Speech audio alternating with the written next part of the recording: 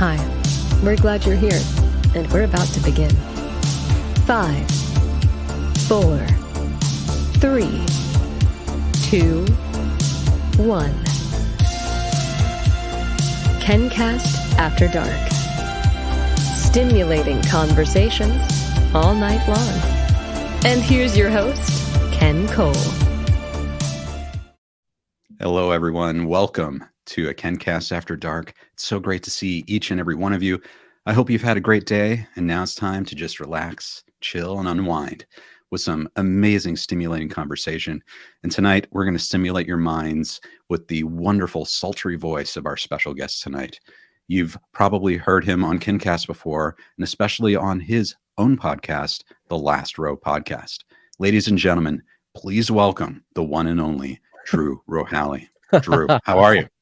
Ken, I'm doing great. I'm ready to continue our campaign here. I have to show this off. I have to wear this today. I feel very stimulating conversation here. I'm excited to talk about Terry Silver and, of course, John Kreese. But happy to be here with you and all of your great audience here.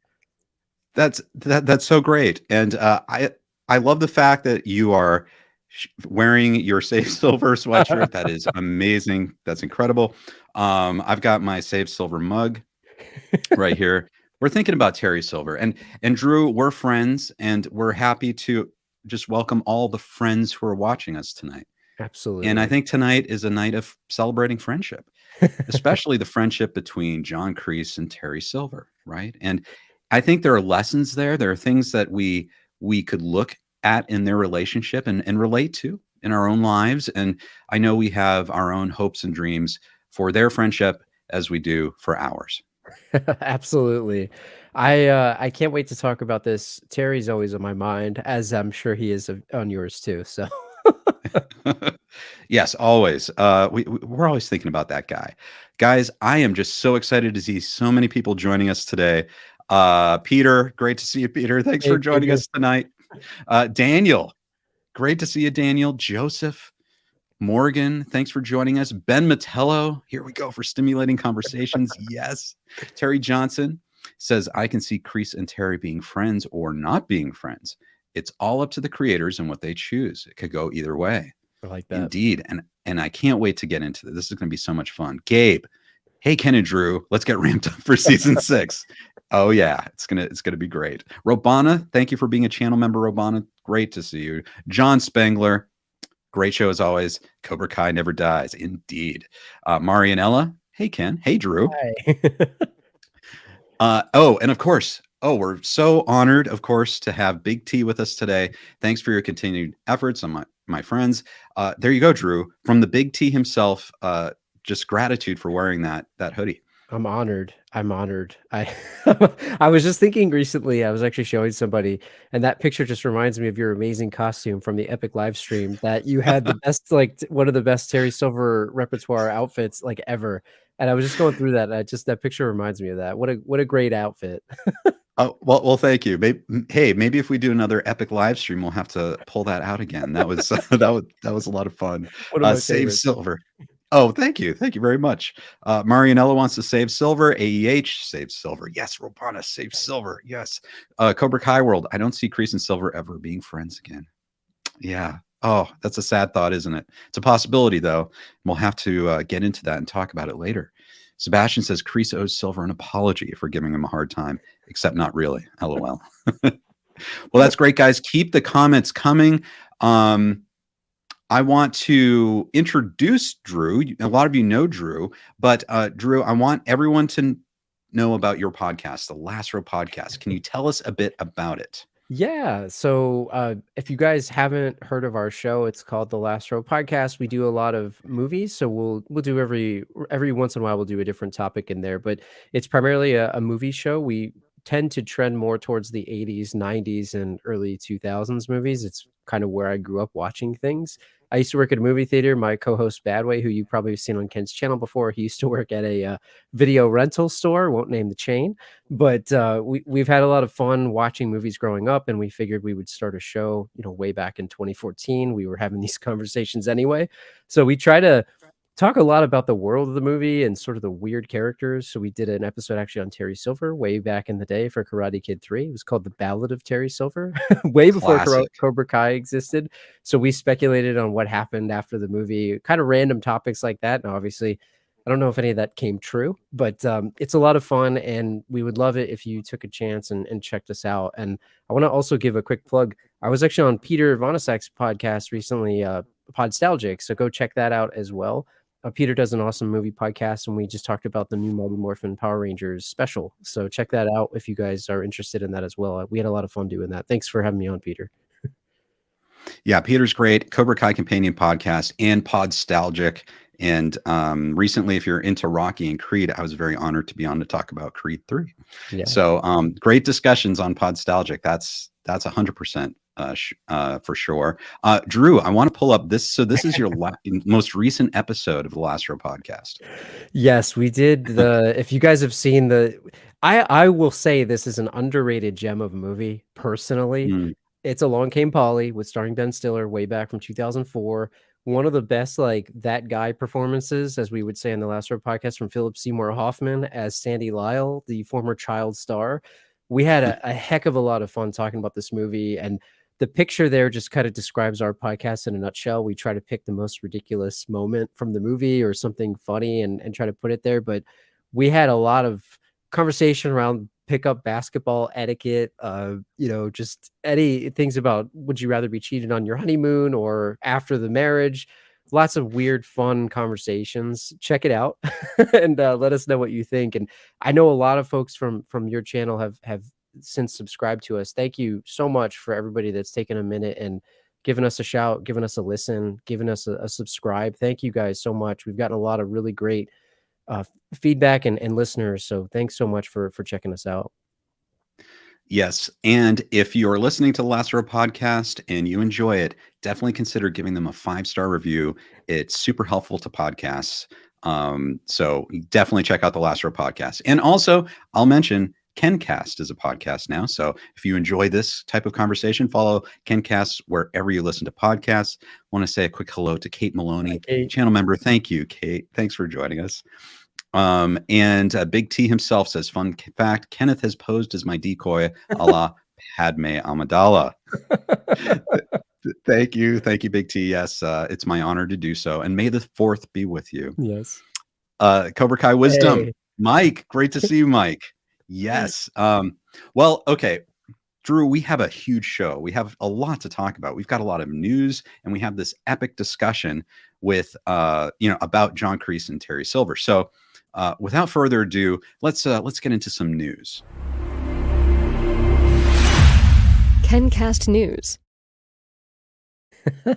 I like the after dark drops. They're really good. Thank you. Yeah. Oh, they're just like, hopefully chill.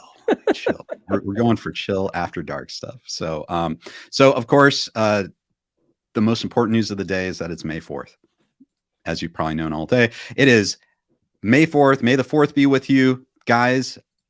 If you haven't seen it yet, there's no better way to celebrate Cobra Kai and Star Wars than by watching my video talking about the lessons that Star Wars could learn from Cobra Kai. I think you'll be interested, if you're a Star Wars fan, at all the ways Cobra Kai gets the legacy sequel thing right, and maybe some things that that Star Wars can learn from that. So definitely check that out. I got a link in the description. Drew, this was so much fun. And if you guys missed this, and no, you're not seeing double. Drew is on the left side and the right side. The right side, he is frozen because this is from a live stream we did this past weekend. Drew, from the original Cobra Kai dojo. And we spent like an hour and just going through interactive. People were giving us comments and questions and wanting us to go places. And we did it. It was the House of Intuition in North Hollywood. Drew, what were your thoughts from that day? I got to tell you, I had such a fun time. And I know that I'm all the way on the East Coast over here, but I felt like I was there with you. And that was really cool. Like, you took us through the House of Intuition. You showed us. And if you guys haven't watched this, I really think you need to see it. I said on the stream, Ken is a master filmmaker, and you could tell because he was able to frame these shots perfectly with some of the pictures that Ken curated before the stream. So I don't know if you guys know how much Ken puts into these. He puts a lot of time into this, and we gotta recognize that, because he puts on a great show here. And I've got to say, like, the prep that you put into that made it what it was, and it was so much fun. Thank you for including me. I think everyone that was watching had a blast. It felt like I was there with you, and I feel like others probably felt the same too. So I don't know. I had a blast. Well, thank you, Drew. And I appreciate you kind of guiding me through that and, helping bridge the gap between where I was, which was my mind was going crazy. Just I was geeking out, and then everyone watching. And so everyone, thanks for watching. You can check out the replay. I've got a link to it down in the description. Check out the replay. It's super fun. And Drew, I think we should open it up for requests. If you guys have requests of other locations from the Karate Kid, maybe even other movie series, but definitely the Karate Kid, because they're all located around LA. Let us know. Let us know in the comments. Let us know in the live chat, and we will throw that up for a poll and see where we go visit next. Drew, I don't know. Drew, do you have any favorites? Are there things that you want to see? You guys know my vote. I want to be inside the Ennis house. I want to be doing martial arts with Terry as he's in his silk karate gi. That's where I want to see, because I just need to know if the inside looks like Karate Kid 3. That would be my dream. I would love to be part of that. Wow. I think that's great. Guys, let us know. Let us know what you think. We'll put it up for a vote, and we'll do it. We did it last time. We will do it again. So that was a ton of fun. Friend to KenCast, Sean Kanan, who plays Mike Barnes on Cobra Kai, he is going to be performing pretty close to that location on Lancashire Boulevard in North Hollywood. He's doing stand-up comedy, and I will be there in attendance in the audience with some other fans that people know on this channel as well. If you're in the area, come join us. Come see Sean Kanan just get funny on stage. It's going to be a fun time. Did you know, Drew, that Sean Kanan does stand-up comedy? I didn't, but I bet you he is pretty good at it, because I like just the comedic aspect of even the previous season of Cobra Kai. Like, I thought he had good delivery, like in all of his lines. So I wish I could join you guys, man. I'm all the way out here in Pennsylvania here, but man, that's awesome. You guys definitely have to let us know how it is, but I bet he'll put on a great show. Yes. I definitely, we will let you know how it is. And don't worry, Drew, we'll get you out here for a show at some point. Not too far in the future. You got to make it out here. So looking forward to that. And if you come on out, we'll say hi. Okay, Drew. So, all right. Some of you know what this picture is. I'm going to come back directly and talk directly to you, Drew, and everyone else in the audience. We've had some big news. All right. I spent 2.5 hours with the Cobra Kai kid a couple days ago talking about the writer's strike and how that could impact the Cobra Kai series. And I know a lot of you have been following the news on that. And today, we'll touch on it today. And I'm going to talk more about it with Cobra Kai Kid tomorrow on a live stream. But Drew, have you been following this? I've been following it like very, very briefly, but I read an article that I think you sent it to me from Deadline, which kind of described the impact on some of the shows. I saw, like, I think I was watching some clips from Seth Meyers on YouTube the other day, and he was saying if the writer's strike goes forward, they're going to break. And I saw a lot of the late night shows, if not all of them, are on break right now or playing reruns. But I did see the picture that you briefly flashed there, and I wasn't sure if production had started or didn't. I know, like in Breaking Bad, I believe the first season they went only 8 episodes because of the writer's strike at that time. So I'm curious how it'll affect this. It doesn't seem like it's affecting it now that much, but we know how important the writers are to all shows.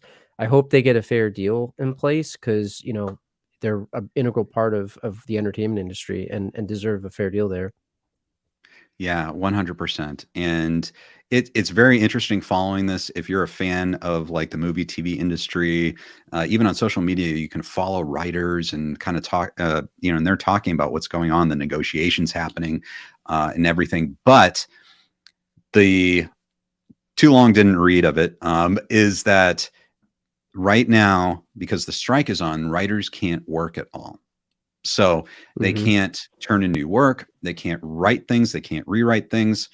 They're barred from even like, hey, we need to like cut out 2 lines here. They can't do that. So basically, if shows are in production, they've got to go with what they already have. We weren't sure because of John Hurwitz's tweet. It was kind of ambiguous. It was only talking about the writers, but he made a point to say that the writer's room of Cobra Kai, pencils are down. It's closed. Writer's room is closed. So that means they were still working. But at the same time, no writers allowed on set, which would mean that there is a set, that there's something they're shooting. And we have a picture here. This is from the costume designer on the Cobra Kai series. And this is a slate, and it's from today. And it's showing, if you look closely, it says season 6. And they are shooting episode 601. So that's the first episode of season 6. And it looks like they're shooting scene 13. And you can like really kind of look at everything there. There's like lots of production stuff there. But this is showing us that production is happening. So we know that production hasn't been halted, because production actually has been halted on a number of shows. That's not the case with Cobra Kai. But as you say, writers are very important. So what this means going forward, what they're shooting, you know, we don't know yet. We need word from everyone else. Obviously, we're going to get season 6 regardless. Nothing to worry about there. But this might be kind of an extra hurdle, especially if the strike goes on a long time. If it doesn't go on a long time, then you know, I'm sure everyone's planned for that. But if it goes on for a long time, they're basically just going to have to shoot exactly what they've already written. So whatever that means. So I have a question for you on that. So, and I don't know the ins and outs of Hollywood. I know, you know, it's interesting because I know certain shows, they might tweak something as they go, and certain shows maybe deviate from the script a bit more. Like, well, maybe I don't know how to ask this appropriately, but would non-writers be able to tweak the script, and would that affect the quality of the show, or is that sort of a we won't do that? Like, so, you know, like you said, film as written would have said, well, I want to change this line. Can I change that? Like, I don't know the rules of that. I'm not sure if they wouldn't do it just out of respect, or how does that work? Do you know? I'm honestly not sure. That is really a really good question, because what's so funny is the story from the series Wednesday. Jenna Ortega, who plays Wednesday, I know she got into hot water because she talked about how she was acting on set and she didn't like the lines. And so she just changed the lines, but didn't even talk to the writers about it. Interesting. And the writers were like, what? You know, and so she got a lot of flack from the writers. And now in the picket lines, like they're writing on their signs, they're like, hey, Jenna, you got to come out here and join us in the picket lines because you're a writer. You're a writer now. So, but the answer is, if you're not a member of the WGA, you know, you could probably change things, tweak things, you know, everything like that. But, you know, the trouble is these shows are very organic. It's an organic process. The writers are there.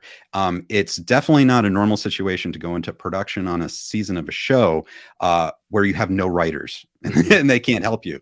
They can't change things. They can't rewrite things. Situations come up all the time. Sometimes they tweak things, you know, or they come up with new ideas throughout the season, and that's all part of production. So, you know, it'll be interesting to see. We don't know for sure what's going on. We know John, Josh, and Hayden are super smart, and they've known this is coming for a long time. I'm sure they've planned for it, but they are writers. And by all accounts, they don't seem to be out in Atlanta right now, and they have solidarity with the writers on their show.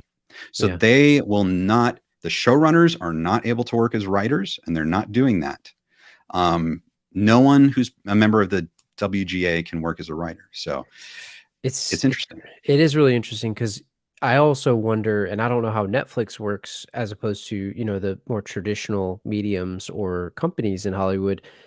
Could there potentially be a push from Netflix to continue to push production because, hey, it's the final season, we're just going to get this thing filmed? Like, I don't know, right? This is me completely speculating. I hadn't had the chance to listen to the conversation that you mentioned, but that's the kind of stuff that goes through my mind, because knowing that there was like a big question of, is this going to get a final season or not? And maybe that was just unnecessary drama, like by speculation.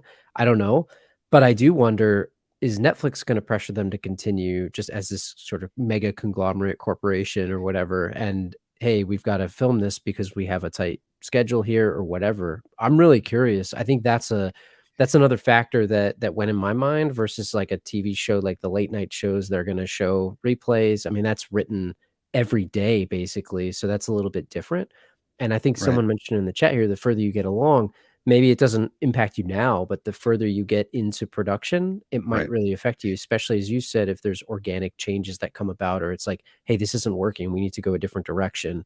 So I'm definitely curious to see, and hopefully it doesn't go on too long, but it'll be interesting if to see if it Right. affects it. Indeed. Right. The best thing is if obviously the strike ends, everyone's able to make a deal in the next few days or something like that. That would be great.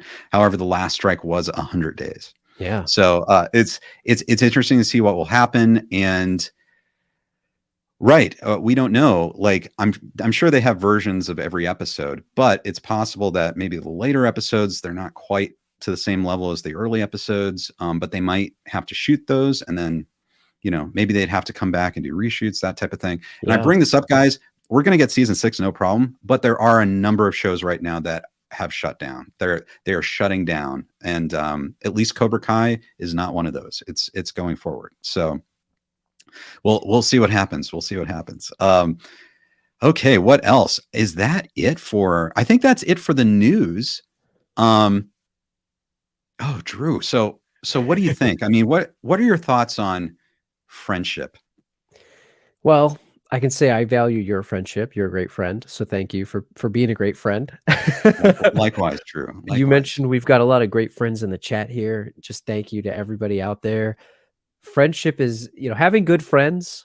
It's hard to find good friends. When you find them, you got to hang on to them. You got to do everything to nurture your friendships and take care of those friendships, right? Be good to each other. I don't know if our two friends here were good to each other. We'll have to see, Terry and Kreese. But I'm Oh excited to my get into gosh. that. But friendship is important to me. Our friendship with the listeners and viewers here, I feel very strongly about that. We need to nurture those friendships. I think we do. And it's a great moment for all of us to reflect on our own friendships and what we want out of friendships. And one of the most important part of friendships, I think, is the ability to forgive. If something went wrong, to be able to understand that and forgive, to get through those tough times. Drew, I don't know. I'm smelling that we're getting into a discussion now. What do you I'm think? Is it ready. time? I'm All here right. for it. Here we go, guys. KenCast discussion. All right. Here we go. So Drew, the John Kreese Terry Silver friendship, I have gone on record saying that this is perhaps the greatest villain friendship in movie TV history. And I don't think that's hyperbole. I don't think that's just fandom. I truly believe that. Do you rank it highly as well? I do. It's sort of like, I'm a comic book fan. I like comic books and some of these, cartoon character type villains. We've said Terry sometimes shades more towards a cartoon villain, but I would agree. It's sort of like the power couple friendship, villainship, whatever you want to call it. I mean, it's like a Joker and Harley Quinn situation. It's like, I don't know, some of these Marvel villains that are out there where they're all working together, the Injustice League and all these different villain groups. And I think when you get a guy like John Kreese and Terry Silver coming together to create the Cobra Kai dojo, what more of a friendship can you have, right? War buddies, all kinds of history there. They're really good and they're really evil, and they're good at being evil, right? Best friends. Yes. Or Yes. were. I know. It's just so and think how difficult it is for someone like John Kreese to find a friend like Terry Silver. And likewise, it'd probably be very difficult to have that type of connection. And Big T says agreed. I pay a lot of money for my friends. It is true. Robana says a pleasure being your virtual friend, Ken and Drew. Agreed, Yes. Robana. Thank you. Pleasure being The yours. pleasure's ours. Yes. Batman says nothing is for free. Yes. As Terry would say. Kate Maloney says Silver and Kreese lack the ability to empathize and sympathize, which makes them unable to forgive. That's a really good point. But before we get into this, Drew, I think it's important for us to go back and maybe trace the background. How did they become friends? What is their history? And as we go into this, Drew, I want to be honest with you tonight. I was inspired to create a tribute video. Because I think this friendship is really important. I'm so And yeah, and guys, I made this just for this live stream tonight as a tribute to the friendship between Terry Silver and John Kreese. So if it's okay, Drew, I think I might play it right now. I am so excited. I haven't seen this, by the way, everybody. I'm excited to see this, just like you are. Okay, guys, here we go. Here's to Terry and Johnny.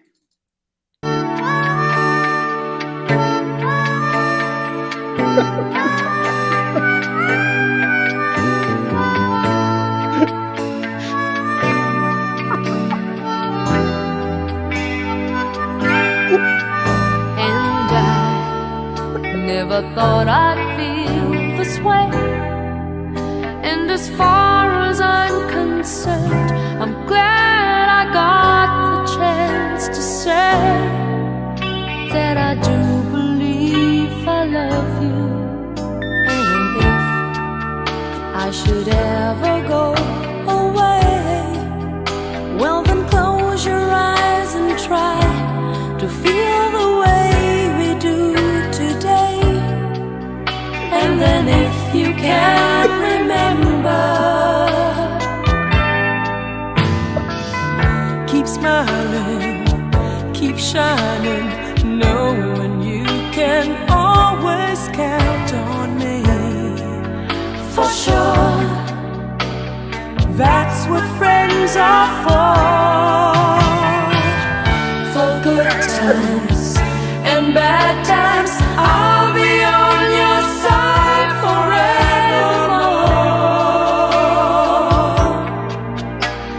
That's what friends are for. There we go. Sorry for my incessant laughing. Oh my god, that was so good. I had not seen that, and I'm glad that was the first time I saw that. You need to post that to your channel, like after this, please. Well, thanks, Drew. I'm glad you enjoyed it. It's from the heart. I was inspired, guys, today. Everyone was interested in this discussion of the friend. And I'm like, we have to put this friendship in the proper context. We have to remember what a special friendship this is. And it's really a tragedy what's happened on the Cobra Kai series. And these are the stakes, Drew. And we need to figure out if it's possible. Can they be friends again? You need to post that. But one, you need to post it on YouTube, and then also you need to post it all over social because that thing would blow up. It's so good. You did an amazing job with that. Thank you. I appreciate it. Thank you, guys. Thank you. I see the comments. Really appreciate it. Okay. Yeah. I'll post it. Maybe they'll enjoy it. Yeah. Yeah. Thank you, guys. Appreciate it. Well, let's. John, this is the best friend story since Bigfoot and me. Kreese kisses like, wow, there we go. See? Yep, it's true friendship. It's true friendship. So thank you, Drew. Thank you, everyone. But let's let that video inspire your imagination. What do we know about these? We saw some of those scenes, but I mean, their friendship, Drew, started in the Vietnam War. Yeah.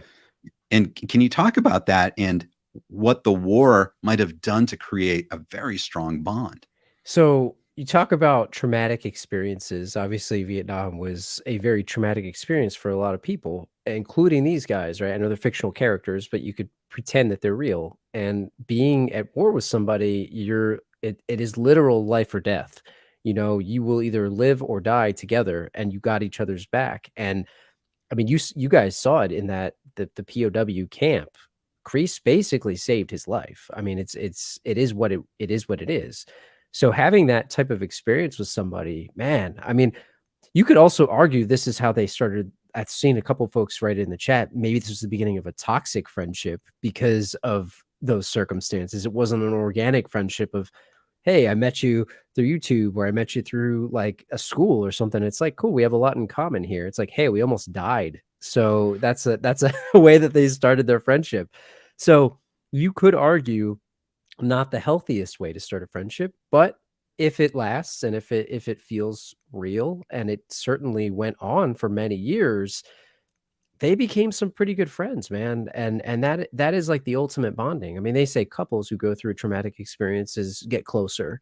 Imagine friends, and some folks had said a bromance. I mean, it was the origin of the bromance here between Kreese and Silver. So I don't know if you feel like it could have been a toxic origin, because it might be if we look at it that way.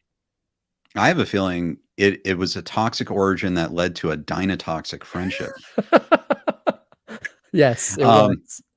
But I think you're right. And we don't know at this time. There's a lot about that time in the war that we just don't know about.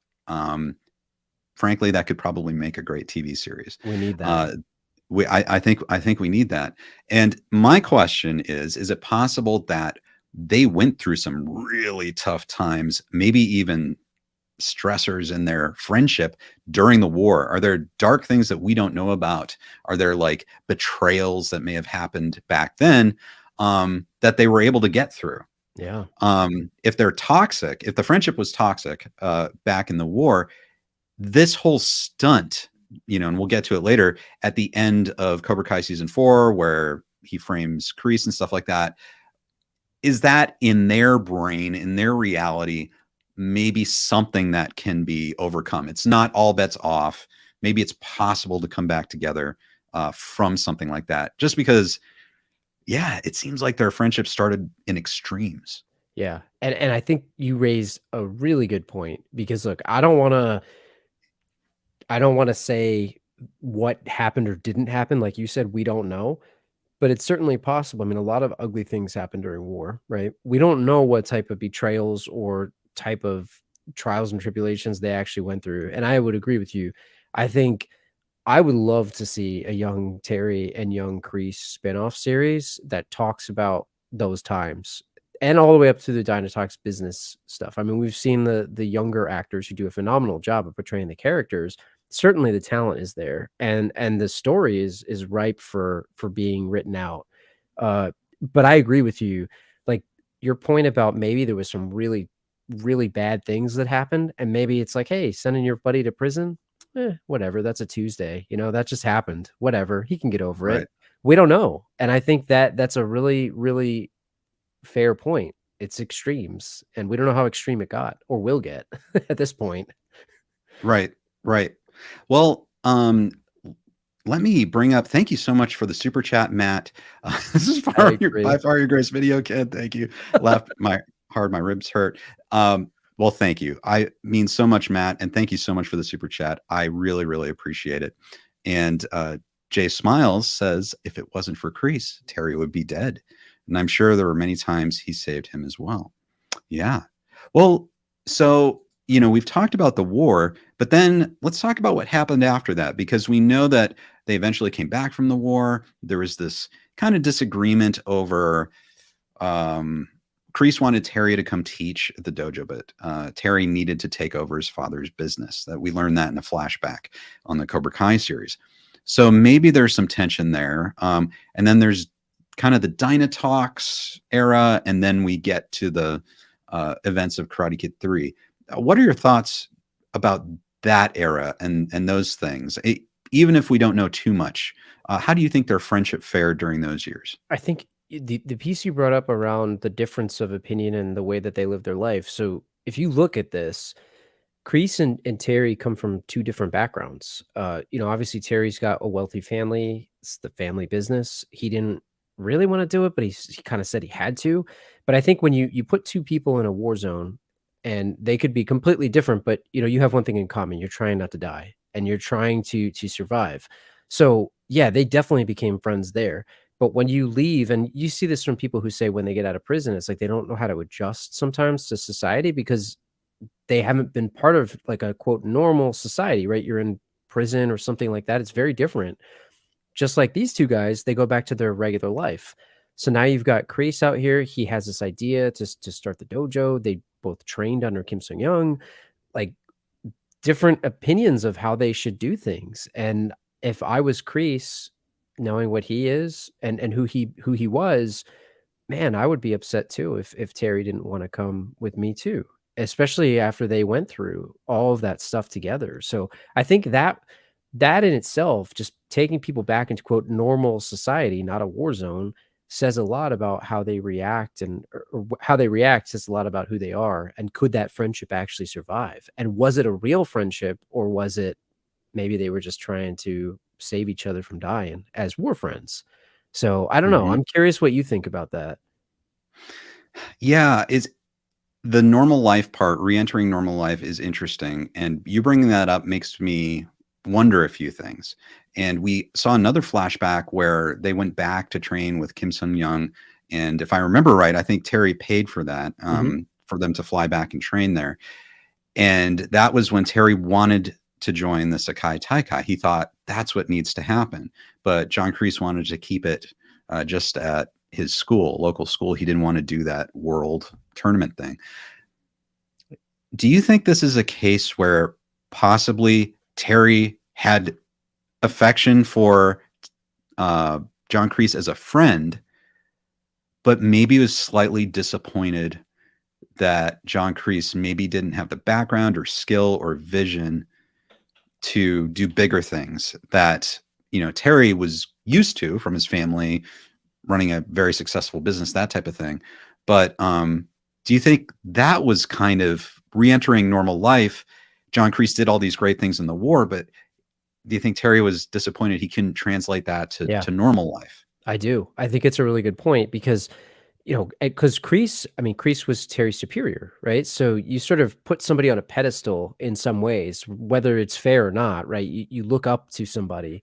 And I think it's fair to say that Terry looked up to Kreese, and he looked up to him as his superior, as somebody who had this ultimate bravery, as somebody who saved his life. I mean, he took out his superior in the snake pit, like, right? Mhm. And that was a traumatic thing. And Terry's watching this as Silver was sort of this cowering, he was scared. He was very scared, and he didn't have the confidence that Kreese had. So I think you're right. You put that person into normal society, quote.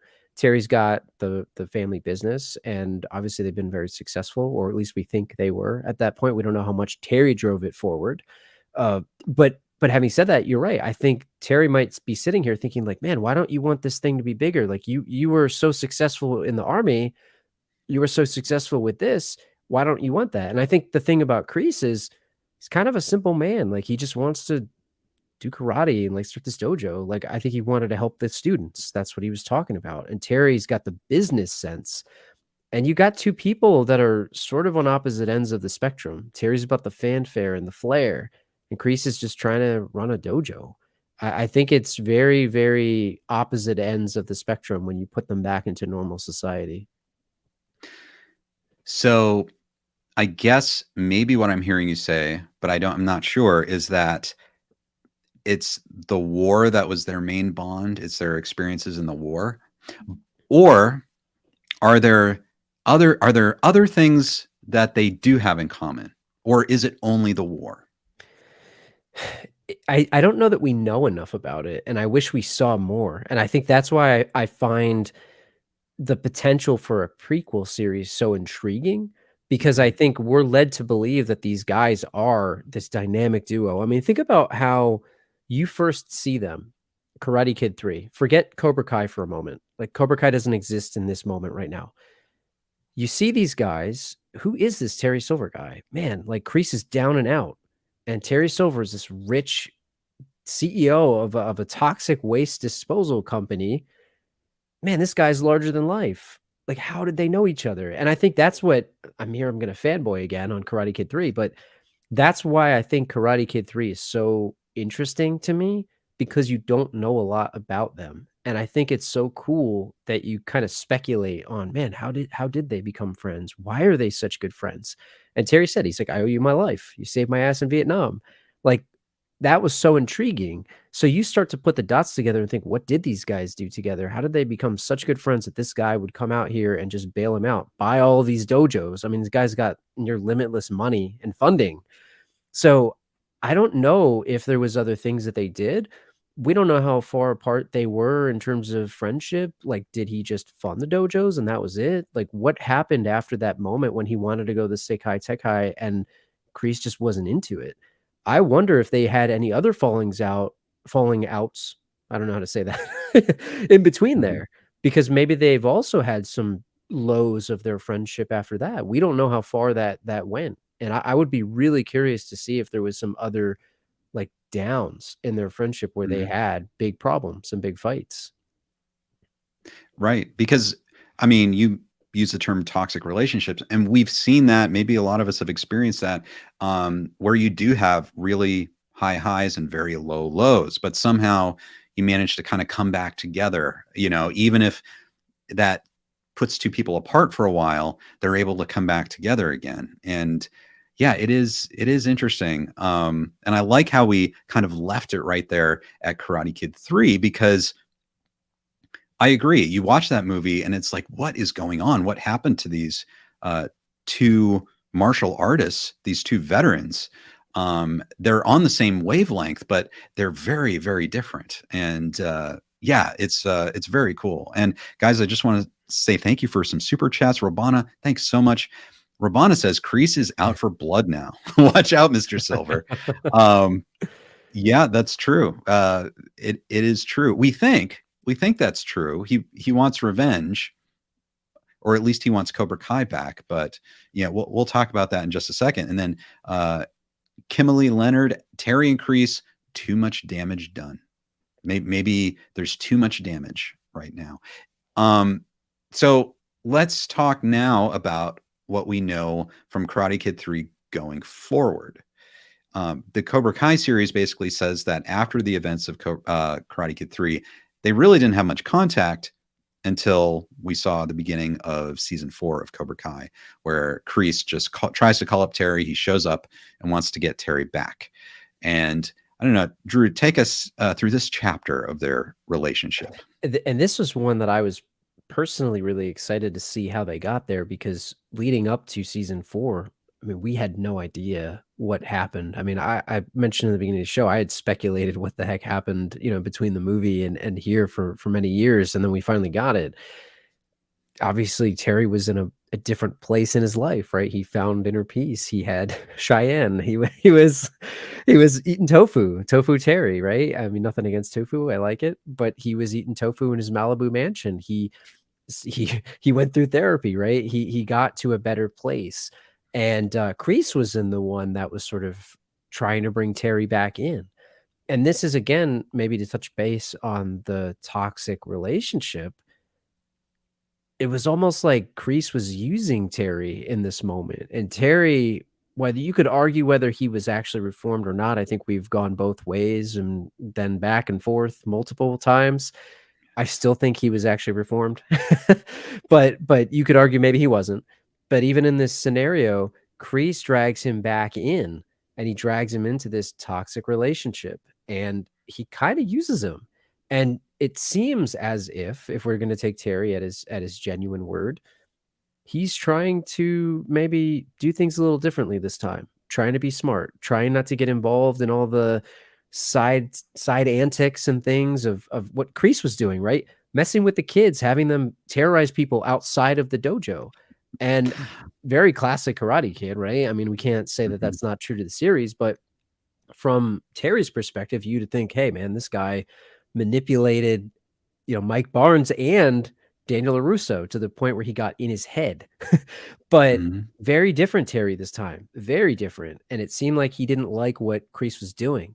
And all through this series, right, this whole thing leading up to that final couple episodes there, Terry was getting basically bullied by Kreese. He got belittled. He got like punked, for lack of a better word, right? He was trying to do things differently, and Kreese was like, this is my place, man. This is my show. And I think something snapped in Terry. And can I blame him for what he did? I don't think so. I don't think so. I mean, he got put through the psychological ringer, in my opinion, and Kreese manipulated him. So really, are they really friends? Maybe they aren't. I'm going back on my thing here. Right. I know it's that the problem, I think, right, is as long as Kreese wants to keep pulling rank and be the captain and commanding Terry, I think that really kind of puts a barrier to their friendship. You know, it seemed like there was this kind of nice camaraderie and acknowledgement from Terry, when he willfully acknowledges, hey, you're my captain, you saved my life, that's awesome. But when Kreese tries to pull rank with Terry, I mean, honestly, he has no reason to do that. I mean, look at what Terry's done. Like, not only was he rich before, but if you look at the deleted scenes from season 4, apparently he had financial trouble and he built himself back up again. I mean, but Kreese hasn't been able to do that. I mean, Kreese was down and out. He was he was in, no shame in it, but he was living in veterans shelters, and he just wasn't able to succeed. And maybe that's why. It's just he couldn't form friendships. He needed to pull rank. He needed control, and that, of course, didn't work with Terry Silver. Really sad. I think kind of really sad. And so obviously, look at what happened. Terry decided the only way he could do what he needed to do was to get John Kreese out of the way and put him in prison, because otherwise I'm sure Kreese would be smart enough to worm his way back in somehow. Well, and let me say this. I think this is why, and I'm going to fanboy again for a second, but this is why I find the Cobra Kai series and Karate Kid just universe in general so compelling, because you could take a movie like Karate Kid 3, which, again, let's face it, critics didn't like, people looked at it negatively, except for, a handful of folks that really found it as like a great movie, cult classic, some would argue, right? As we've talked about in the past. And you can add all these layers. And this is, talk about writers, right? This is what good writing does, right? You can create all these layers to these characters that have been around since the 80s, and you can add new wrinkles to this friendship. And by going with flashbacks and flash forwards and things like that, you start to see things that maybe, oh, that would be cool if that happened. And then you find out, oh, that's why that happened, right? You get these new angles that you never thought would have existed. And I find that so compelling, and it's a testament to good writing and good character development. And I think the friendship between Terry, or the friendship or lack thereof, right, whatever we want to call it, between Terry and Kreese is so interesting to me. And that's what makes season 6 exciting for me. I mean, I love all the other characters, but I can't wait to see if and how this is addressed, because I'd be shocked if Terry's just in prison and that's it. I mean, I would be shocked. Like, I would feel disappointed if that's the case, if I'm being honest. Right. And Drew, we know that's not going to happen because you are wearing your hoodie. We're all behind the cause of Save Silver. We're going to get him out of prison. So we know he's getting out of prison, right? It's just going to happen. It has to. Yeah. Has to happen. Yeah. Wonderful points, Drew. Terry Johnson says, if I had a friend who convinced me to return to our old business and help him, give him money and business advice, and then turn around and belittle me and talk down to me, that would hurt. Yep. That's a great point. Agree with you, Terry. Yes. Kate Maloney, thanks for being a channel member, Kate. Kreese hates bullies, so he trains bullies he can manipulate. Silver hates his father, but views Kreese as his father. No matter how you cut it, it's toxic. Mr. Miyagi saw that. Yeah. Yeah, and I think Mr. Miyagi knew. One of the things I love about those movies, and in Karate Kid 3, there are so many like subtexts there. And that Mr. Miyagi, being a World War II veteran, having won the Medal of Honor, saw war at its most brutal. And he probably knew right away when he saw them together exactly why they were the way they were. Yeah. And I think that would be so interesting. I know we can never get it, but if somehow Miyagi could like confront Terry and John Kreese intellectually, like not just as a fight, but sure. I would love to see them hash things out or probe deep into like why everyone is the way they are. Dude, you mentioned it earlier. I mean, you mentioned the Star Wars video, and I think a lot. I know it's May 4th here, but I was thinking about, is it like a Vader situation where, maybe he just went down this path because, I don't know, is Kreese Palpatine? Like, I know everyone wants to say Terry is, right? But maybe Kreese is, or maybe Terry is a little bit more Vader, and he went down this path because of some things that happened. And I won't go too deep into the Star Wars lore, but I think that there are some similarities there. And if you guys haven't checked out Ken's video, you need to watch it because it's really well done. The Star Wars lessons that or the Cobra Kai lessons that Star Wars could pick up. Definitely check that video out.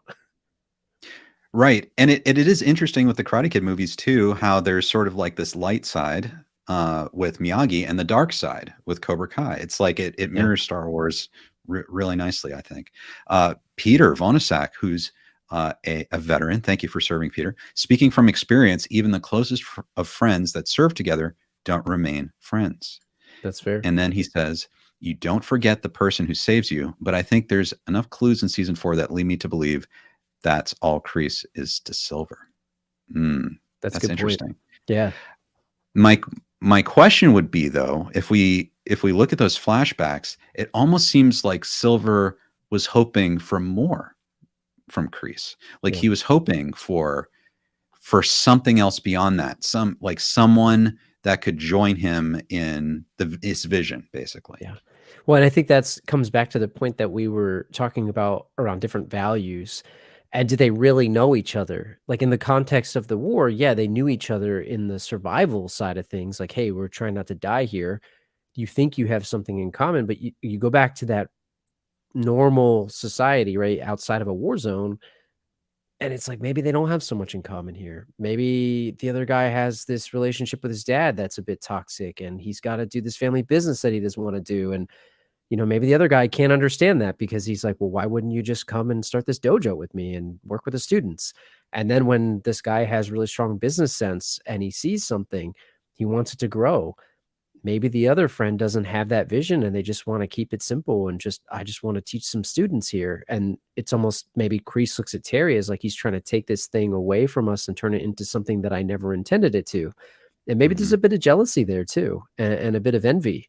And I think in some ways, the other one might be wishing for the other person's scenario unintentionally. And it's just a weird, but an interesting dynamic. And I just think that's what makes it so compelling, in my opinion. It's very compelling to see that. And I wish we get more. I hope we get more of like a prequel. I would love that. It would be so interesting. Yeah, it would. And, I'm thinking about their arrangement at the beginning of Karate Kid 3. And that was probably the absolute best arrangement for them, where Terry was doing his thing. He was conquering the world, and he was able to give Kreese a location and a business and, pay for that.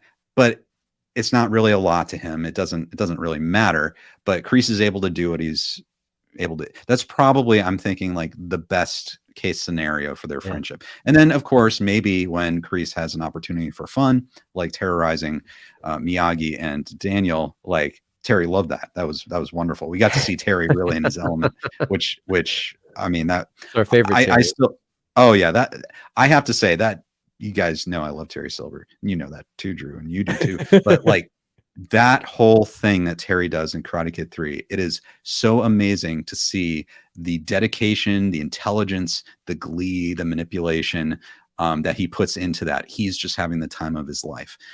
It's not a good thing that he does, but it's fun to see his joy.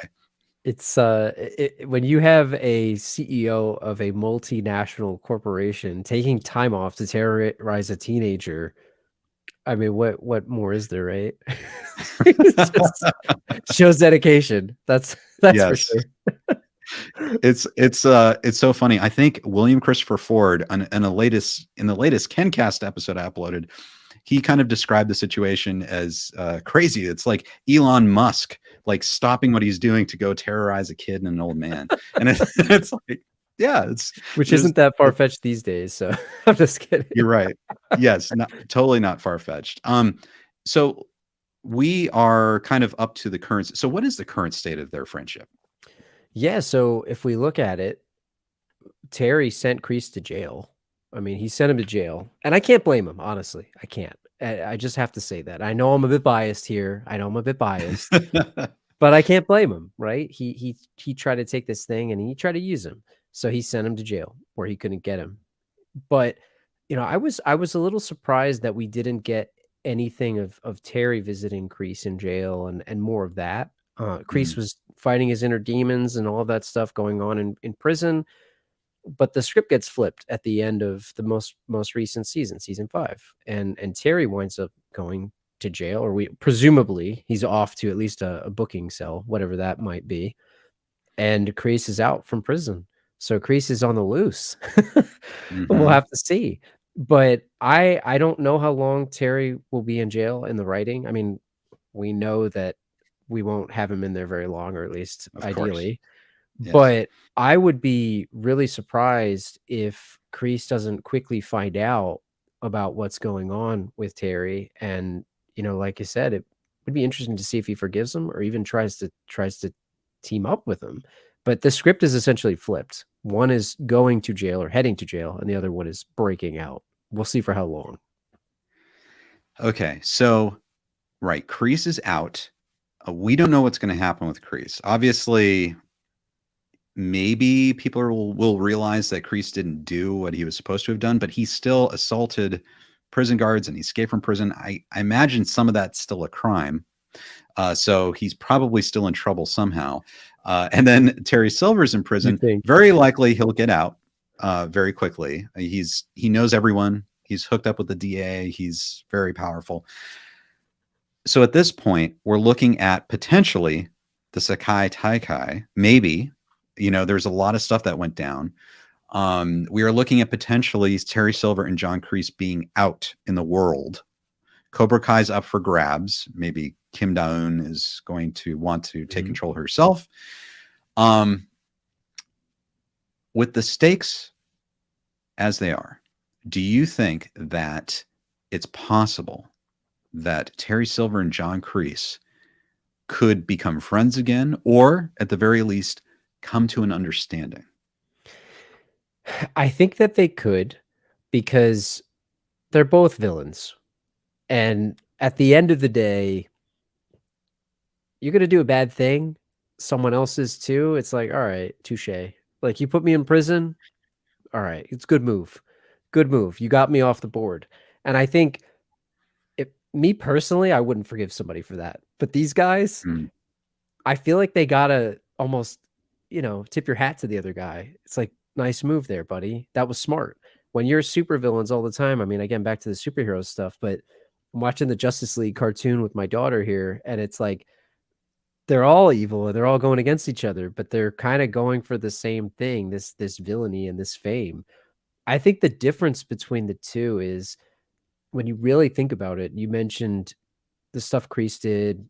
Was it really a crime or not? Like, Terry didn't really do anything wrong, right?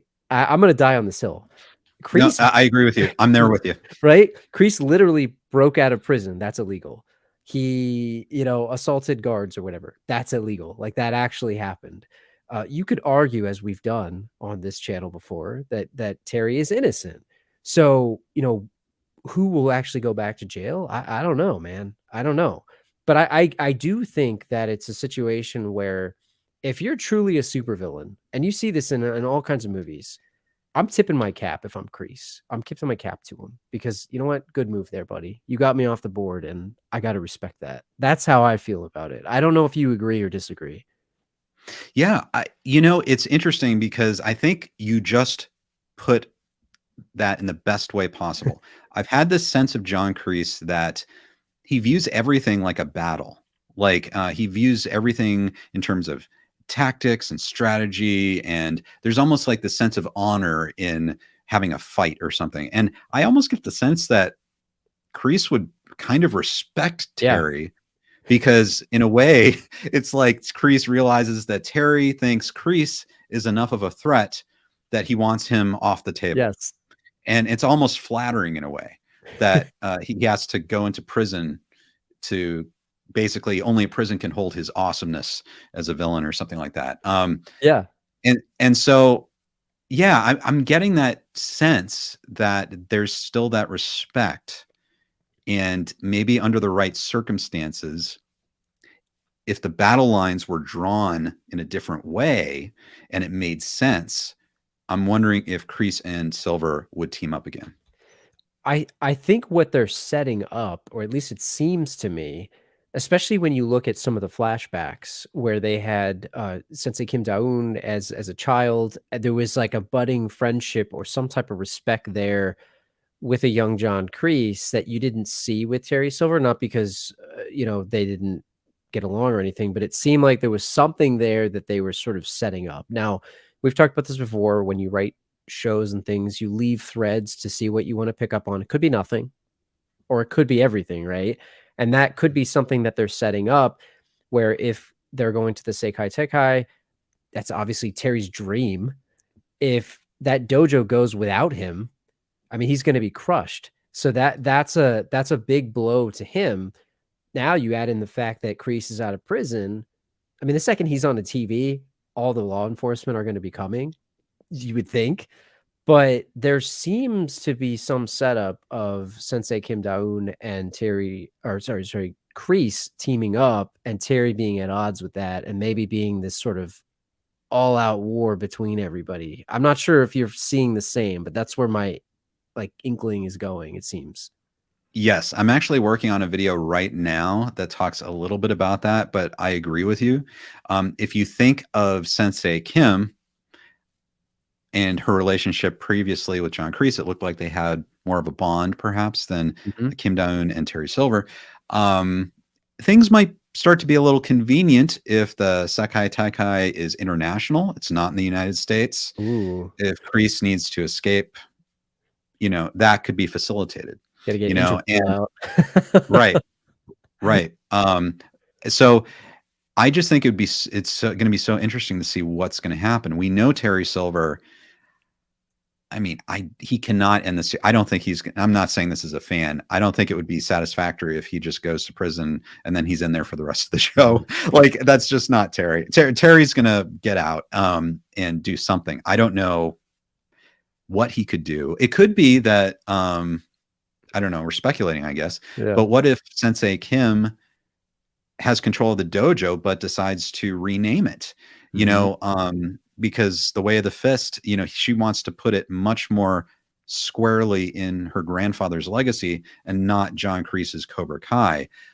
So she could take control and sort of transform the dojo for competition, which could anger John Kreese or Terry Silver. I don't know. There are a lot of ways to go, Drew. And it's funny because, unfortunately, the writers are on strike, but man, there's a lot of cool threads that were set up that this could go a lot of different ways. And I mean, I'm just glad we're getting another season. I know we talked about 2 more versus 1 more versus 3 more. I'm just really glad that we're going to get something that gives us at least a little bit of resolution. You could have ended it with Terry getting carted away. Okay, whatever. It did wrap up as if it could have ended, as we've talked about before. But I am really excited to see where they're going to go. And I mean, we've said this before.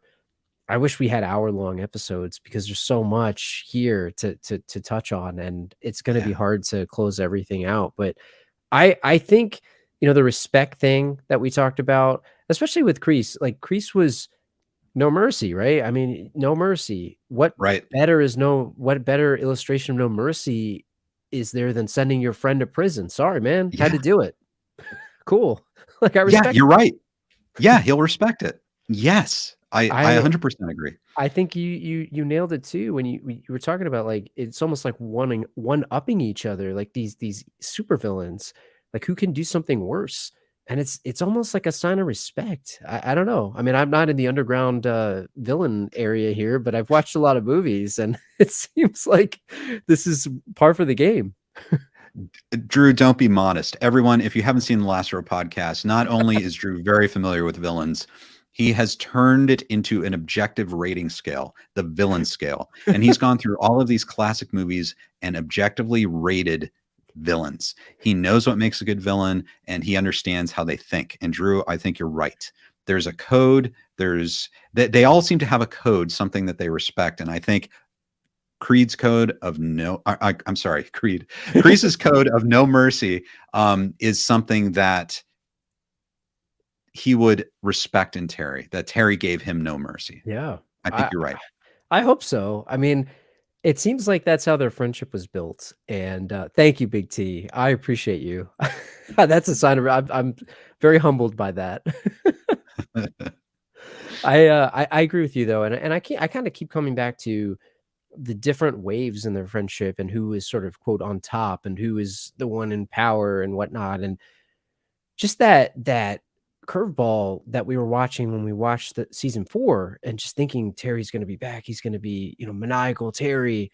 you didn't really get that. You got this subdued version, and it's like, can he come out of his shell back?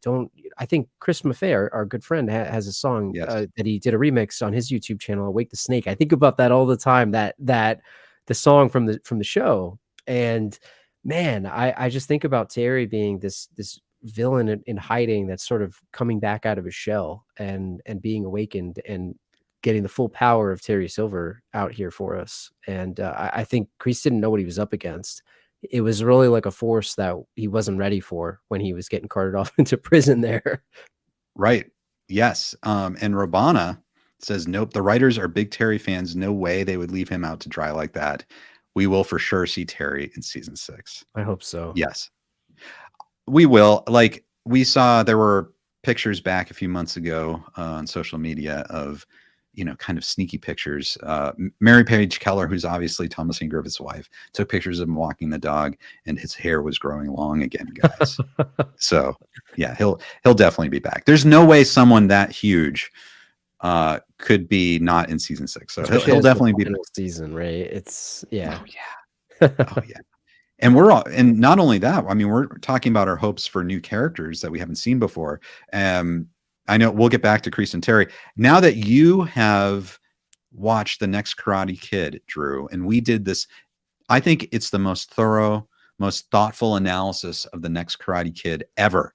Like, and it is the best thing on the internet related to The Next Karate Kid. Guys, go listen to it. It's on a KenCast. It's on the Last Row podcast. But I have to ask you this now, Drew. Is it possible that we're going to see Colonel Dugan in season 6? So if you would have asked me before we did that epic KenCast / Last Row podcast, I would have said, I don't know. But I also didn't really know the character very well because I admittedly hadn't really seen that movie all the way through. And we've talked about Julie Pierce showing up, may or may not, right? Colonel Dugan, I actually do hope that there's a way to tie him in, and I hope it's done organically, not like, hey, remember this guy? And I'll give the writers and the showrunners credit. They don't do that. They don't do a, hey, remember this guy? It's always thoughtfully done. And again, I think that's what's so good about this show. But I kind of do think that there's a chance that we might see him. I don't know what role he would play or how he would show up, but it's hard to wrap this series up and not acknowledge that, especially with the war background that he's got too, and maybe tying these guys together. So I don't know. I mean, what do you think?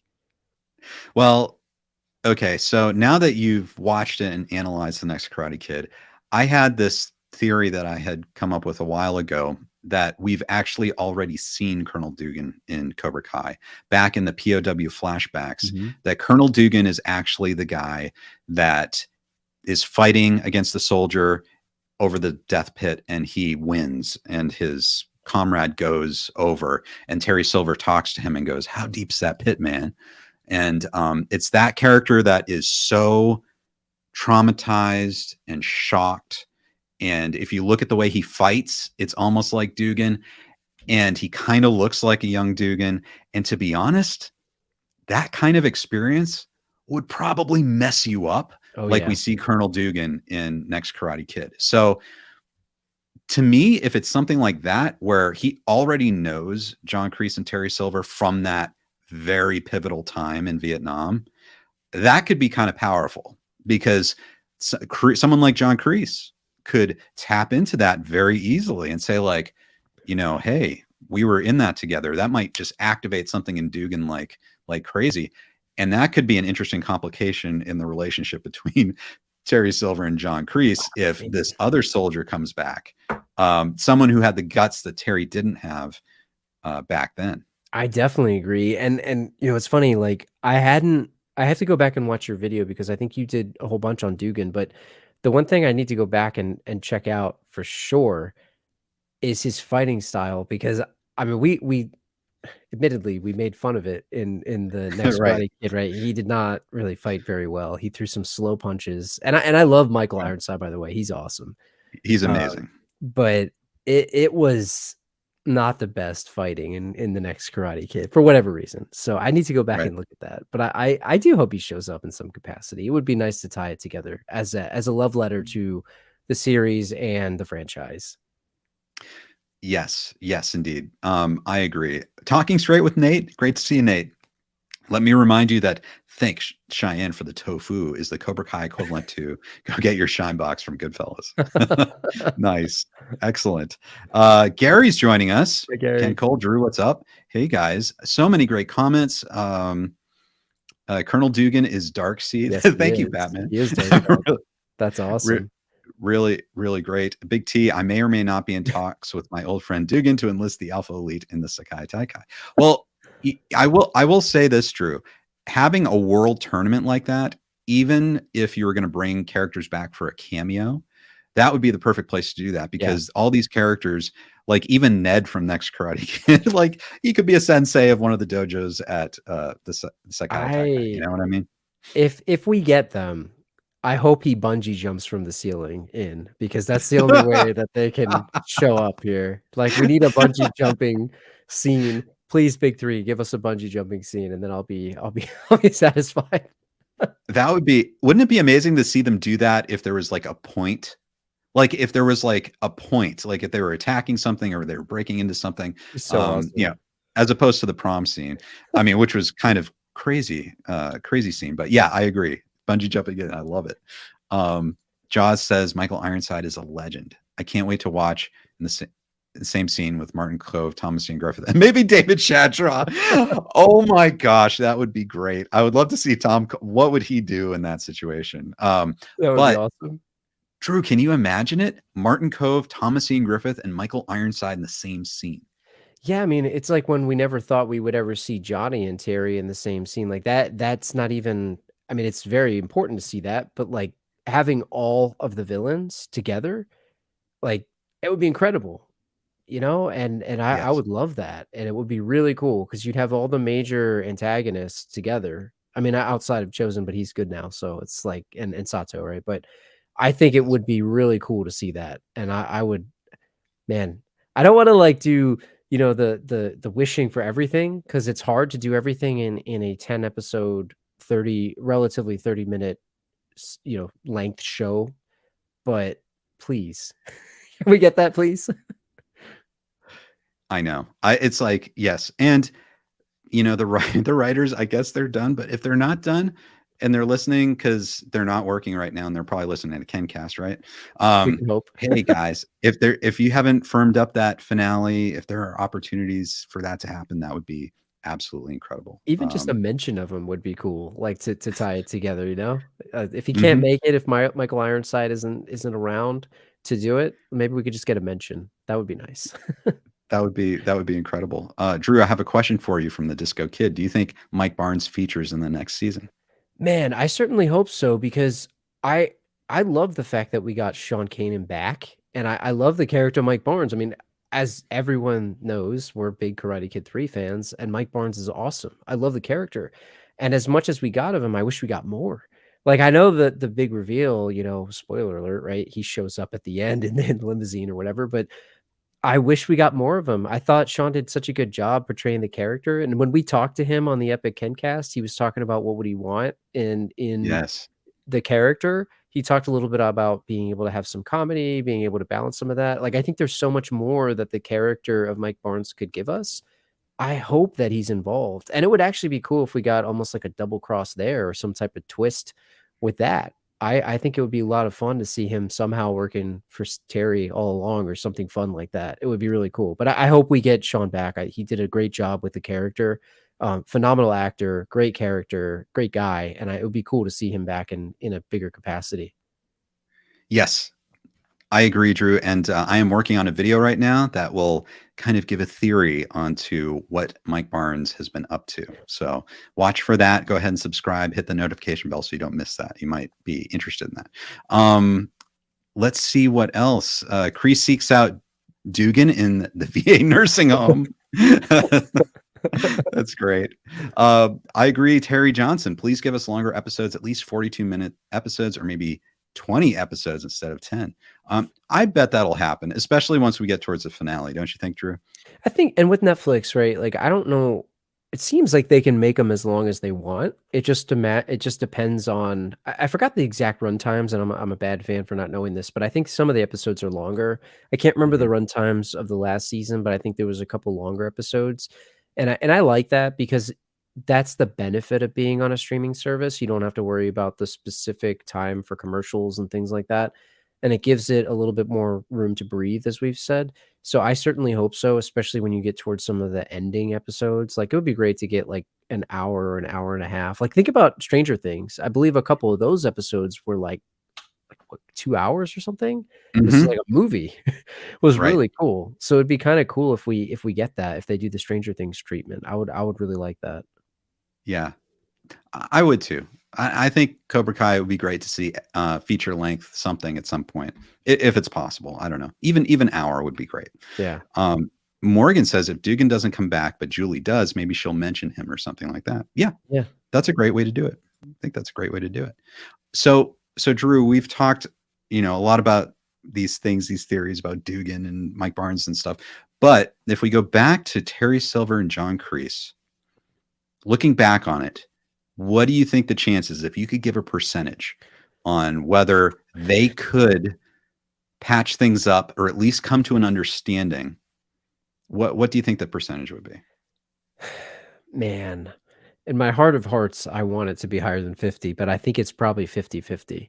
And I think it just depends on, I'm going to say that it's the Kim Da-eun X factor there, like what happens with her, because I think Terry's upset with her, obviously, right? The way that went down, or it seemed like it, right? There was some rivalry there in so many words.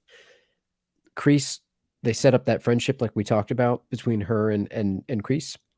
I think that's the X factor, but I think it's probably 50-50. I hope they sort of team up again, because it would be cool, especially as we've talked about earlier in this show, to say, touche, like, I respect your moves.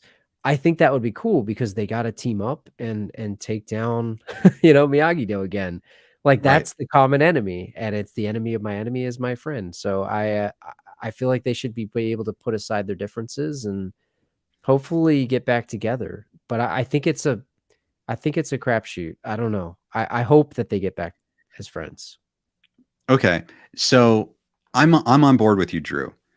I want to step through maybe some scenarios where that could happen. Okay. So let's say John Kreese or Terry Silver decides that they need to patch things up. What are some things that could happen that would convince them to for all that to happen? What could Terry do? What could John Kreese do? What would make sense for their characters? Well, I think what could happen is Terry's obviously got Willie Cole in his pocket, the DA, if he's still around. Kreese is a fugitive, right? For lack of a better word. Hey, buddy, if you come team up with me or you let me have this back, I'll get these guys to wipe your record clean. Terry certainly has the pull, or at least it seems he does. Now, I don't know if this will hurt his reputation. Certainly seems like he has the pull to help him out a little bit. You saw, I think it was Daniel and Johnny when they showed up. They were like, "Hey, we'll get you out of here," and they screwed him over. I mean, they completely screwed him over. So he's got to be mad at them too. Now, Kreese could just be going crazy to everybody and just wants to take everyone down. But I think Terry could certainly use that leverage that he has to say, "You need me. You need me. You're a fugitive. You need me."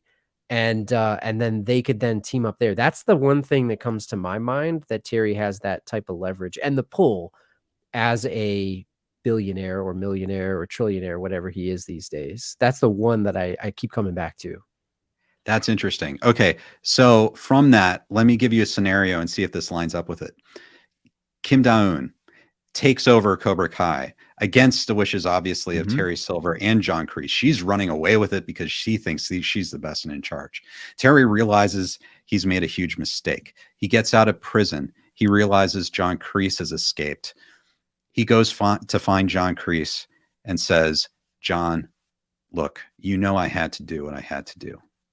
You know how important you were in my life and how much of a threat you were to, what I needed to do, my mission. But, I was wrong, and I need you. We need to go get back Cobra Kai. And if you come with me, if you do this, I will get your record wiped clean. You won't have to worry about any kind of legal problems whatsoever. We just have a new mission now." Something like that.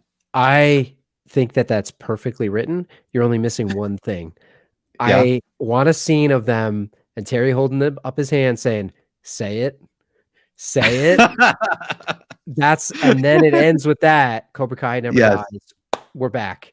Like I yeah. we need that, because I think you nailed it. Like that would be perfect, because not only is Kim Da-eun trying to take away what they had, even though you could argue her grandfather created this style of fighting and whatnot, and ultimately that's what their dojo became. But hey, she's taking this from them. This is what they had, and maybe she's gonna try to take it over. So they got to team up. And you know what? Cobra Kai never dies, man. They have to put their differences aside. And I agree. You know what I had to do? I love that line. Like I could see that there, and he would respect him. But I love it. You nailed it. You did it way better than anyone could there. Way better than what I said. Oh, God. Well, thank you. But yeah, it's just, Drew, we spend so much time with these characters in our brains that, they just start speaking. Let me throw another scenario out. What happens if Terry's like, all right, John, we got to meet up. So they meet up, and they're like, and Terry walks out of the shadows. He goes, John, are you here? And then John comes out and he goes, you son of a bitch, and slams him across the face. They get into a fight and say, John, I don't want to fight. And he's like, too late for that. And then they start fighting. And then so they have it out, and they basically have this conversation while they're fighting. And so there's a fight involved. Do you see them fighting? I do, actually, because you got to get it out. You got to get the rage out. It's like my brother and I, right? I have a brother who's 2 years younger than me. We had our share of scuffles growing up. I mean, we you get physical with your siblings. It happens. You fight it out, but then you hug it out. You hug it out at the end. And I feel like they got to get that rage out. They're both pissed at each other from years of repressed anger for a variety of reasons. Get that out, put it past you, and move on. And I love that. Yeah. And it'll be cool to watch them fight each other, just like we always wanted a Terry and Johnny fight. It would be cool to watch the Kreese and the physical altercation, right? Right. Would be really cool. I really like that. Yeah, yeah. Because then Kreese could be pissed. He'd be like, we had everything under control, and you did this, and you brought her into this, and now she's taking over. What were you thinking? And then so Kreese could be kind of like getting back at Terry Silver. I don't know. I like that. Whatever, guys. Yeah. Okay. Don't be so humble. Don't be so humble. That was great. What happens? Is there anything else that could happen where they could become friends again? I like the idea of them teaming up, but I'm curious what you would think about the role of Miyagi-Do in this, because we're talking about Sensei Kim Da-eun, but right. I think with Daniel and Johnny teamed up, I know Kreese has this fatherly thing towards Johnny, and there's definitely some type of relationship. I mean, we saw it in the flashbacks, what they did with young Johnny and all that stuff, and the demons that Kreese was going after. But I think that, there's a scenario too where Miyagi-Do gets in the middle of this thing, and if they're at the Seikai Taikai, Terry wants to win this thing. That's been his dream. This is what he's all about. Like, he's dreamed about this since the 80s when they were, first talking. So I think there's maybe a scenario where they wind up having to team up for that too. I don't know if I could do it as eloquently as you did there, but I think that's the other X factor here as well. That would be really cool to see. And how Sensei Kim factors into that, man, I don't even know. We need a physical altercation though. Yeah, we do. Okay. So what I'm sensing is we have a lot of potential scenarios where Terry Silver and John Kreese could team up again. I agree. Like, it's possible. Yeah. So I don't know. So let me know in the comments, guys, what you think. I know we've had so many great comments. Terry Johnson says, with the fighting, they did that with Johnny and John Kreese in season 2. They fought and got it out and became buddies after that. Yeah, exactly. Maybe that's where that's kind of coming from. It's like, we've seen that before. John Kreese does that. Well, and how about Miguel and Robbie? They fought and then they became friends. There's a lot of parallels of that, right? It's always like people at odds and then they become friends. I see, Matt, you said the Cobra Kai say it too, so we're on the same wavelength there. I saw that in the chat. Oh, really? That's awesome. Oh, that's great. I don't know who said it, but I'm glad that you said that. We're on the same wavelength there. There we go. Yes. That's awesome. There you go, Matt. Thank you. I agree with you though. Like, there's a lot of scenarios where and you could see this, right? Sending Terry to jail. Well, that could just be this thing. Oh yeah, remember when that happened? Yeah, by the way, he's out. Remember when Kreese was in jail? Oh yeah, he broke out. Like anything can happen. Remember when they weren't friends and they hated each other and they sent the other guy to jail? Oh yeah, they're friends now. Like they can do anything they want. And I think the most interesting parts of Cobra Kai to me and Karate Kid is that friendship between Terry and Silver, or Terry and Kreese. And I think it would be, I don't want to say a waste, not a waste, but it would be tough not to explore that a little bit further and add a little bit more gasoline onto that fire. So yeah. Oh, yeah. I am so excited. Peter says, hear me out. Kreese is in the parking lot of the police department and has trouble leaving the premises. In comes the patrol car with Silver and they escape together. It could be something like that, right? I love that. Dude, I need a shot of Terry driving the police car. That's what I need. I need to see like Thomas and Griffith driving the police car with them out, like they're out together. That would be awesome. Right. Look at what Jaws says. If Silver saves Kreese's life, they'll be friends again. That's true. You know, it's like he does kind of owe, I mean, he said he owed him one for the rest of his life. Anything you need, I'm there. What if Kreese is like, hey man, I'm willing to forgive you. Like, I need you. I need you, dude. I know you're going to jail, but I need you. Like, we got to go get this Cobra Kai back. Like, that would be cool because we're sort of sitting here assuming that Kreese is the one that's in control, or that Silver's in the one that's in control, and it's like he's going to jail, he's going to get out, manipulate stuff. What if Kreese is the one that bails him out and is like, dude, we got to go do this. Let's team up. I'm willing to forgive the fact that you sent me to jail. Let's go. Like that, you kind of touched on that earlier. I like that. I like that. I'm going to use that. You know, and it's funny because a lot of people have been speculating that Kreese will die or will have to die, you know, but if Terry prevents that, yeah, that's a big moment. I think it would be poetry on the series because that's kind of how everything started. If you really think about it, bookending it, you know, that would be a nice little bookend. That would be really cool. Yeah, that's great. Well, Drew, I'm kind of heartened by the possibilities that we've come up with here. I'm excited, and hopefully everyone has been watching and has gone with us through this journey of their friendship and how important that is, how special it is. And it's kind of in a rough spot right now, but maybe there's a way back. Maybe we can have the best villain duo in movie history together again. We need them. We need them back. We definitely do. We need them back. Thank you everyone for your comments. Drew, let's throw this out again. If anyone's watching and you like our on location live streams, let us know if there are some places you'd like us to go on location to next.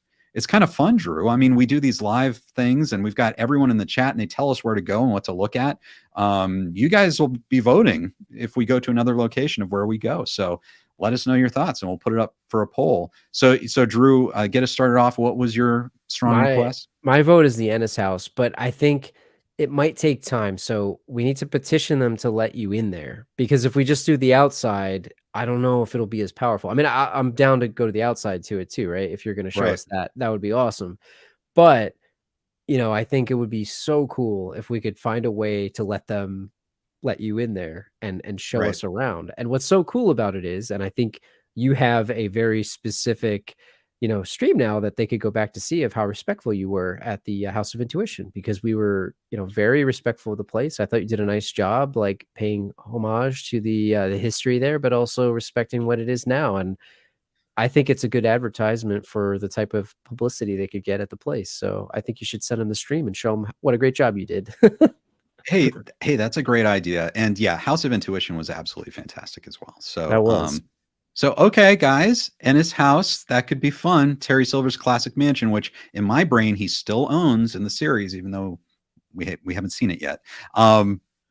Any other places? I know some people have said golf and stuff. Golf and stuff for sure. That would be fun. That would be cool. What about like, could you go to, I'm trying to think of like I'm thinking of Karate Kid 3 because that's where my brain is. You got to go to the bonsai shop. I don't know where that exists. Yes. That would be fun. Or the cliff by the water, you know? I don't know how you're Devil's Cauldron? Yeah. Devil's Cauldron, yeah. As long as you don't break any bonsai trees. Like I know, right? Oh dear. You know, it'd be fun. It would be fun to see if, I don't know, maybe I could get my drone out and could fly down and see if there's someone. We know Miyagi didn't plant one there, but what if some super fan was like, you know what, I'm going to go plant a bonsai tree down the cliff of cool. Devil's Cauldron. That would be awesome. I see. I like what Matt said. You got to go to Tahiti and get a massage by. What about the new the new Terry Silver's beach house? That would be cool too, I think. Yeah, that would be, and AEH says that too. Silver Beach House. Here's the thing. I think with the Cobra Kai series, it's tricky because they do most of their filming on the East Coast, like near Atlanta, and they do some location filming out in the Valley. But the question is, where is Silver's beach house? And the house might actually be on the East Coast.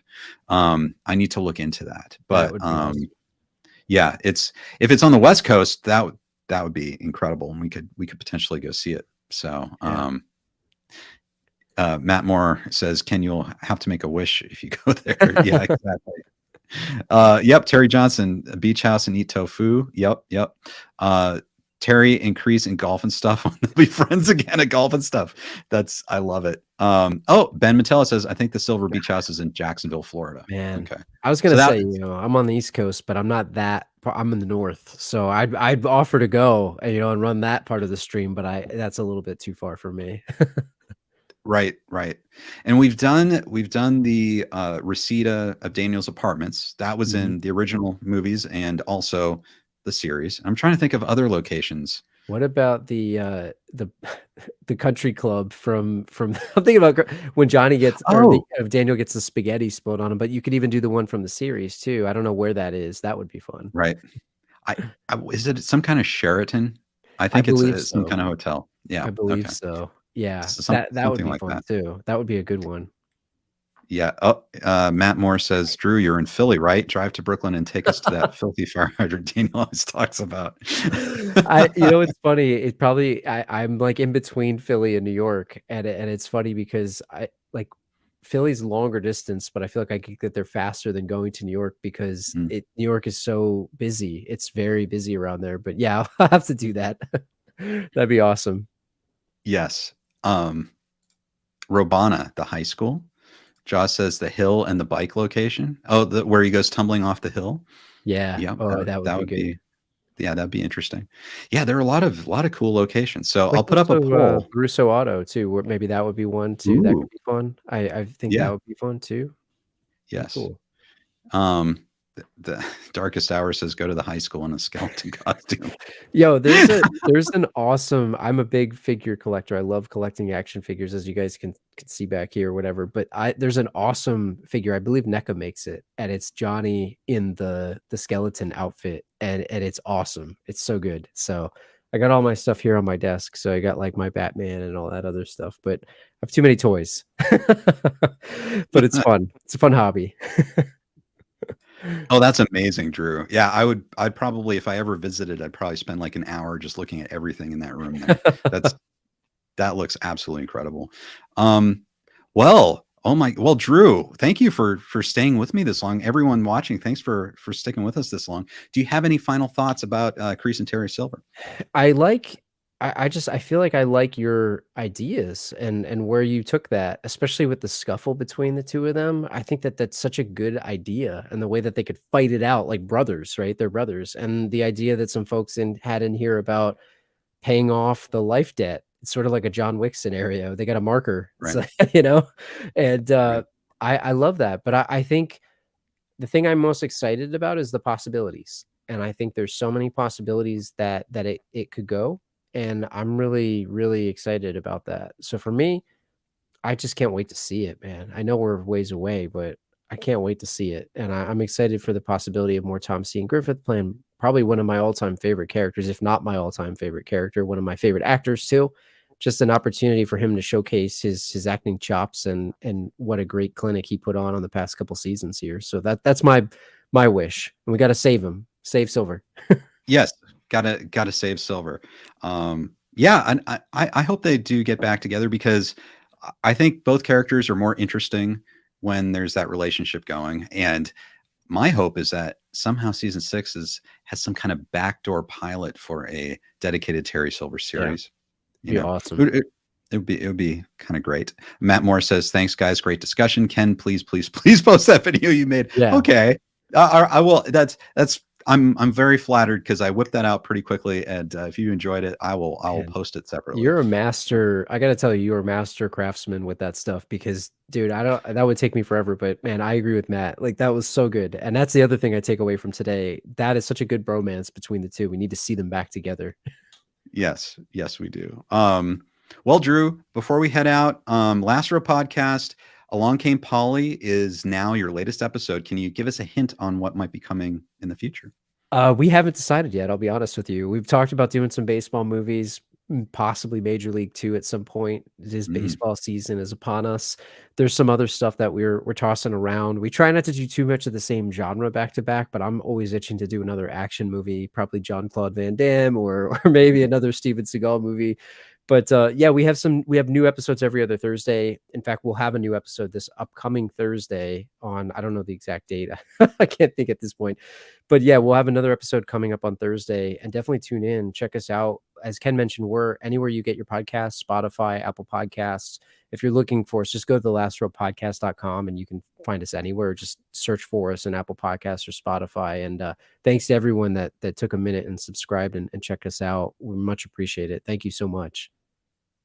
Absolutely. And if you want it really easily, down in the description, there's a link to the Last Row Podcast. They have the YouTube channel you can follow right now, and you can listen. And YouTube has now made things podcasts. It's like created a whole podcast section as part of YouTube Music. So it's another way to listen to everything. And Legolas' wife says, "I love you guys." Thank you. And we love you too.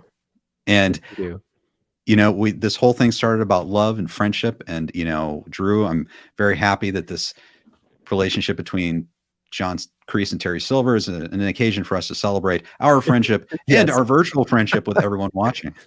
I totally agree. I'm thankful for our friendship here, and I'm thankful for all the friendships that we've made through this amazing community and all of the people that interact with us in the chat, on Twitter, Facebook, all the places. It's so great to get to know you all, and it's been a pleasure to just be part of this community and being able to chat about Terry Silver every so often here.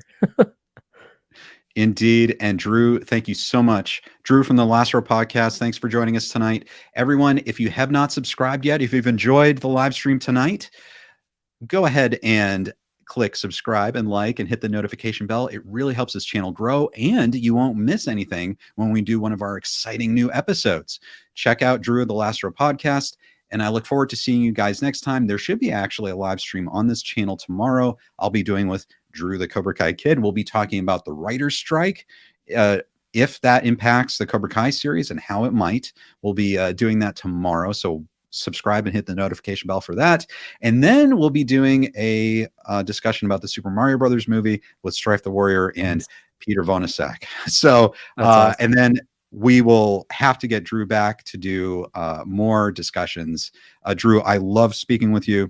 It's wonderful to have you on.